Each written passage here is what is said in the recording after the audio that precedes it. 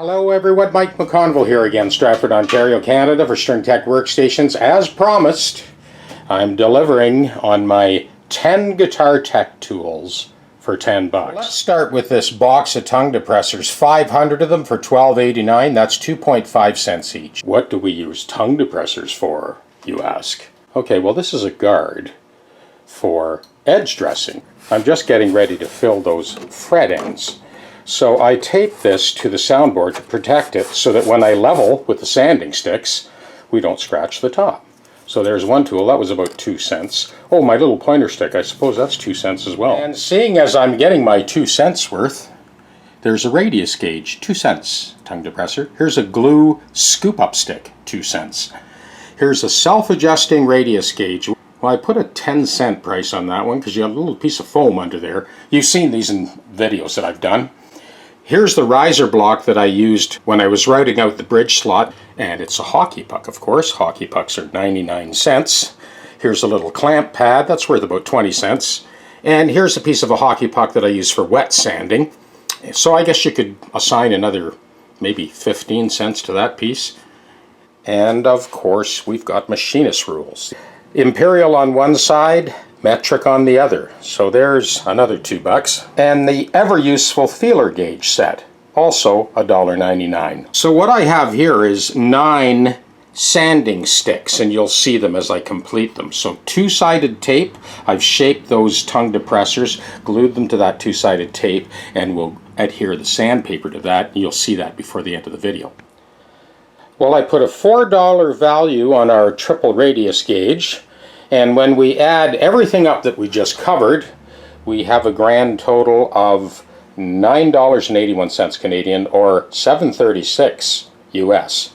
When you take into account that soundboard guard that I just showed you a second ago on that guild for doing the edge dress, that's 11 tools.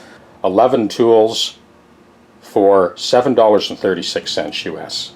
Like most old-time techs, I'm big on the vernacular, just using stuff that's lying around. There's lots of materials that are readily available. For any of you that have been watching my channel, there's many times where you've seen me use hockey pucks for a multitude of reasons. So at 99 cents, I buy about 20. I dropped 20 bucks and I got like a 5-year supply. So I've got my 2-sided tape on those tongue depressors. These are my 80 grit sticks, so I'll cut those out first and do both sides. So we have a 2-sided 80 grit sanding stick.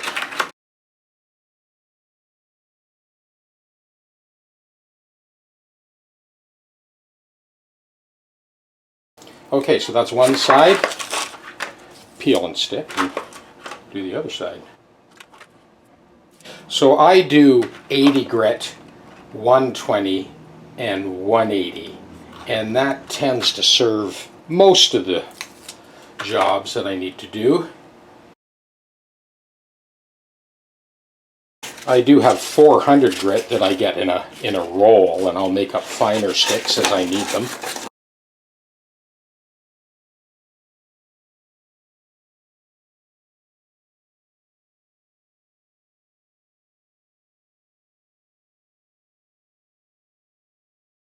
This is just a ultra high molecular density plastic that I use for cutting this stuff.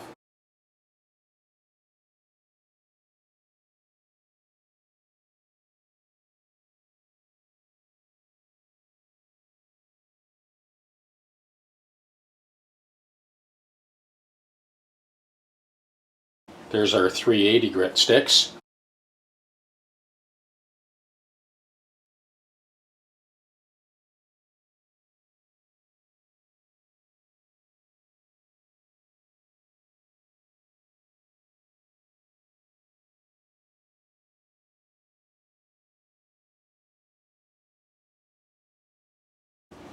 So lastly, we'll get our 180 grit.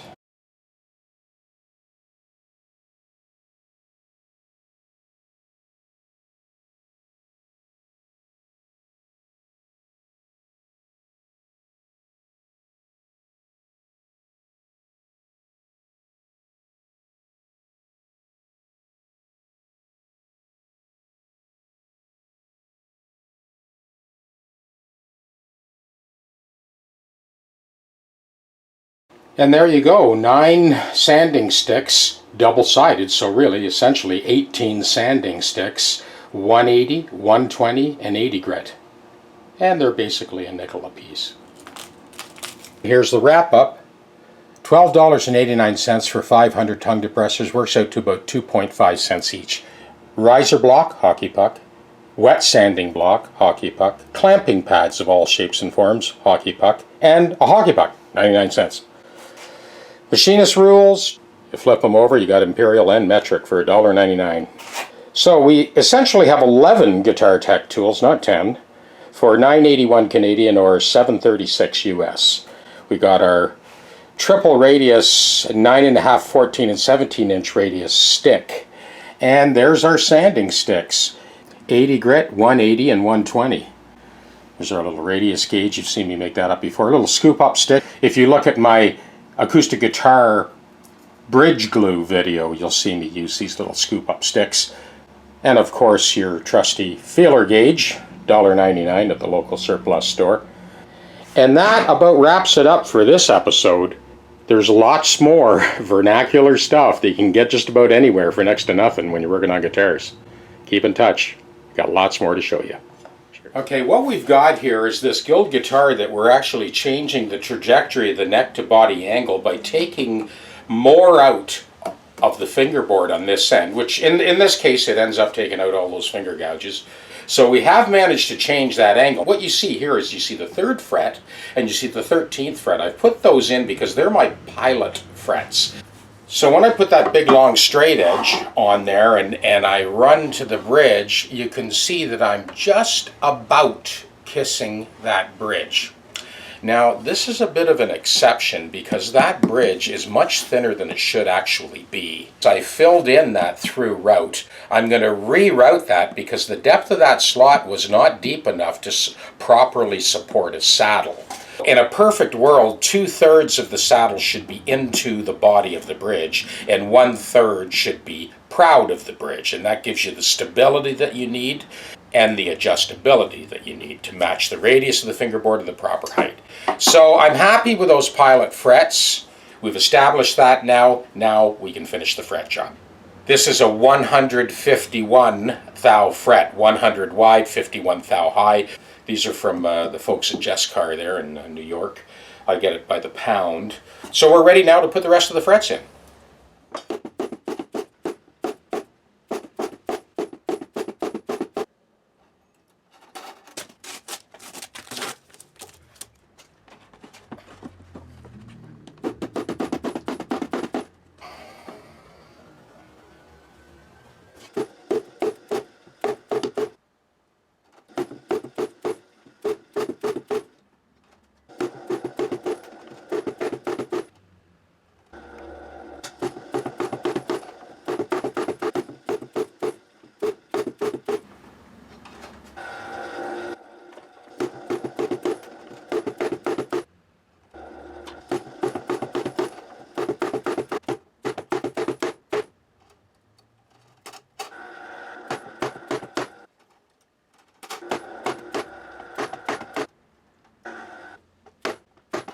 So when I put that straight edge up on the center of those frets and I run it along the crowns and up to the bridge, it just barely kisses the top of that rosewood. That is the perfect neck angle. Okay, I have filled in that through slot with a piece of rosewood, and after doing the math I can see that this guitar was never in tune. This line represents the compensation values. We're actually going to do a stop route, so we're not going to through route. Now this line at the front of the bridge is the theoretical distance, so the scale length is 62.5 millimeters, so that brings us to this line. This is the distance that we added for compensation, and you'll see when we're done this guitar will be perfectly in tune for the first time since it was made.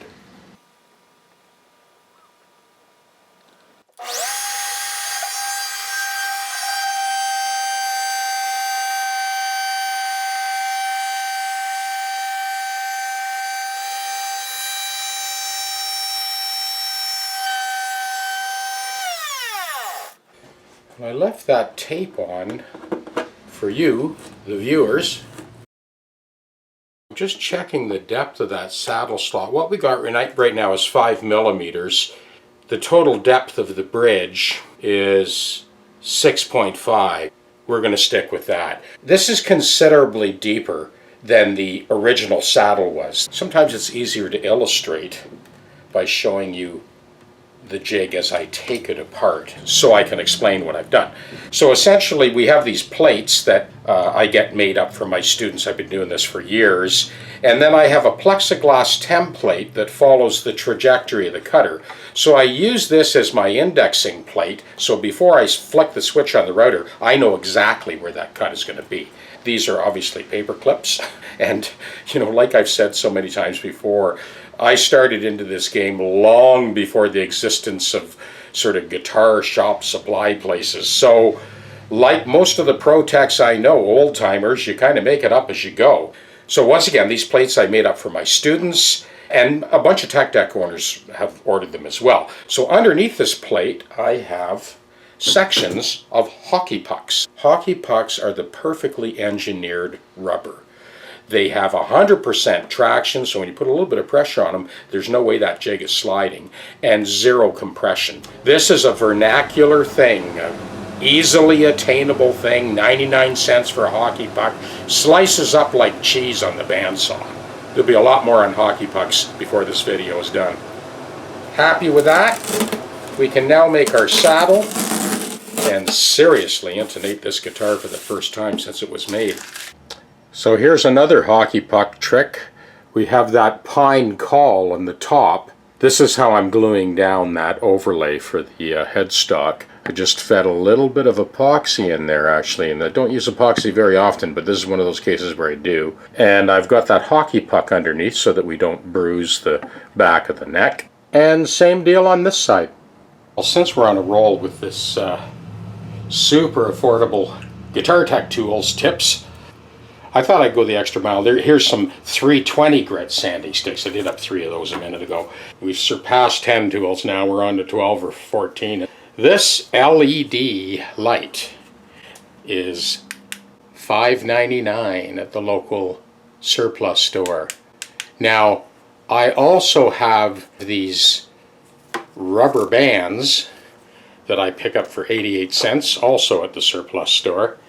And what I do is I kind of hang them around my neck and then turn on the light so that when I'm doing all of my detailing, it lights the edge of that fingerboard up like daylight. So this is the view that I get with that light hanging around my neck with the rubber band. This side is done, on to the next side. Okay, we're on to the other side now, and once again we start with our 2-cent tongue depressor. Now this protects obviously against the sanding, but it's also a heat shield. When you're heating up that lacquer stick to get underneath those frets where there's any voids, you're not touching the soundboard. So it's heat shield and sanding shield. 2 cents. Well, this hardly even needs to be filled, but for illustration purposes, I still want to do a little mini tutorial for your sake. So what I have here is I've mixed up these 3 colors, which are extra dark walnut, deep red mahogany, and black, and I've mixed them up onto this tongue depressor and sort of swirled them together. This gives us a pretty good match for this Brazilian rosewood. Deep red mahogany, extra dark walnut, and a touch of black. So we'll start up at the top end. So I'm using that tongue depressor as my palette actually to kind of mix the colors. We don't really need a lot of touch up on this one, but I thought for illustration purposes I would. So just a little dot under each fret.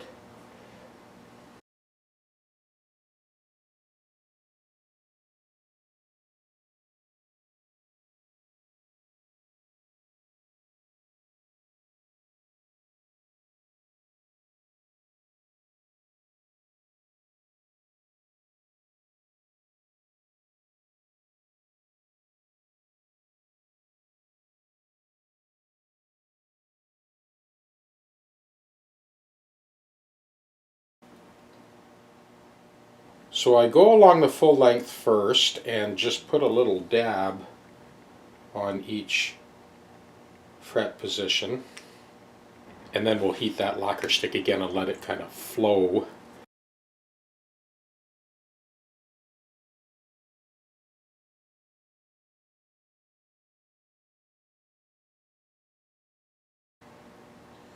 and that will fill any voids underneath the fret. So the idea, as always, is to kind of cover your tracks, so when you're finished it should look like the guitar hasn't even been touched. Now this is quite a bit bigger fret than those original frets, and the reason for the high frets is we needed to get a little bit more height on the saddle, and putting the higher frets in and then sanding the neck, as you saw earlier, changed the trajectory of the neck to body angle along the fingerboard surface, and that gave us enough of a saddle at the bridge that allows us to be able to adjust the saddle crown for the radius of the frets, and also to be able to intonate it. I've got my 3 gauges of sanding stick. I just wipe lightly with that 80 grit and just get that real craggy stuff off. Okay, that's enough for the 80 grit. We're going to switch over to 120 now. Yeah, so that's just a couple of quick strokes with the 80 grit, and we've kind of got that real heavy, craggy stuff off. And now we're going to switch over to the 120 grit. So here's a close-up of that 120 grit in action.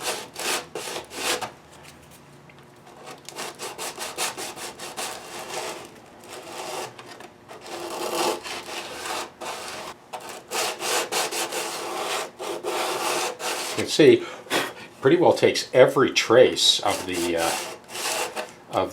lacquer stick off, and it really gives us a beautiful match to that Brazilian rosewood, mixing those 3 colors together. Here's my 320 grit. So this is our basically our final run here. That's our finish there. I am going to steel wool that with 4-0 steel wool, and then finally with a light compound we'll cover our tracks completely. Here's our 120. It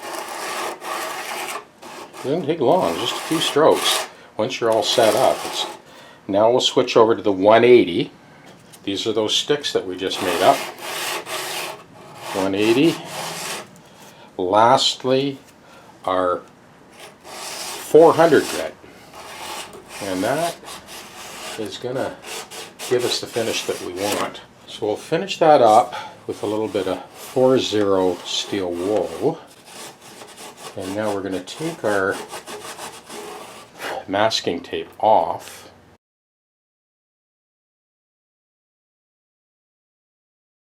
Lastly, I've got some ebony compound, so it's a very fine liquid compound, and it's given us that very final finish that we want. And again, we're covering our tracks so that nobody'd ever know this guitar was ever refretted. That's the idea. Liking it. Okay, now we're really on the home stretch. Before I blend the bridge in with the smoked ebony stain, I just wanted to show you, this is the original saddle. You see where it was? This obviously is where I cut. This guitar has never played in tune since the day it was made. So this is the last little touch-up. I just wanted to show you that before I wipe the smoked ebony stain on there. And just blend it all in. The stain is actually smoked ebony. It's translucent, as you can see. You can see through it. Kind of wipe it on and wipe it off. And that gives us the blend that we want. We'll put our saddle back in and string it up for the last time.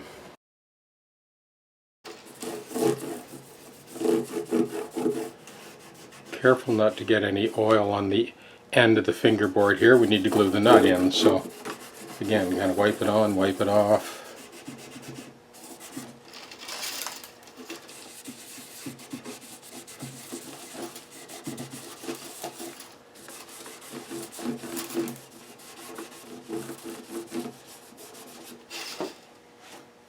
And here's another use for those tongue depressors. Just pull those strings out of the way while we glue the nut in.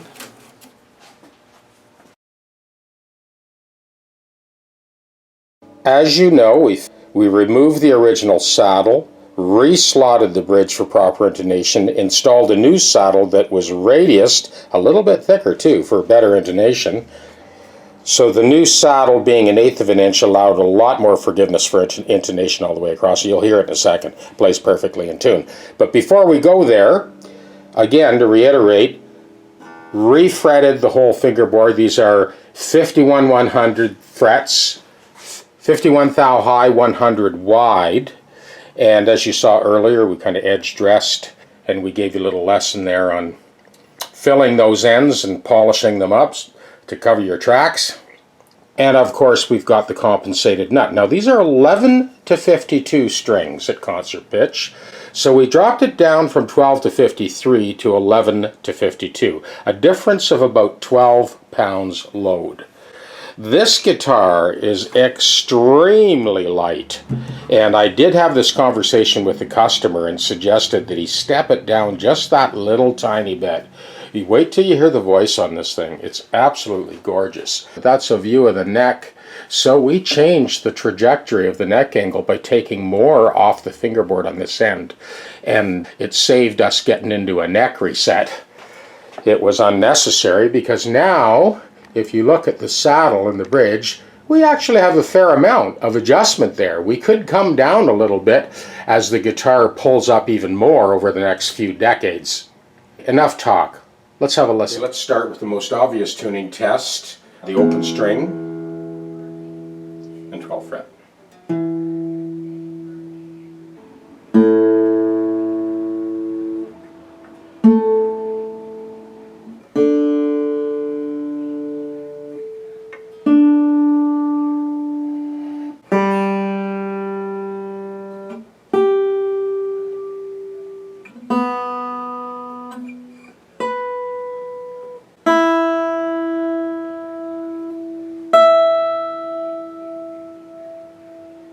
And then open string 1st fret.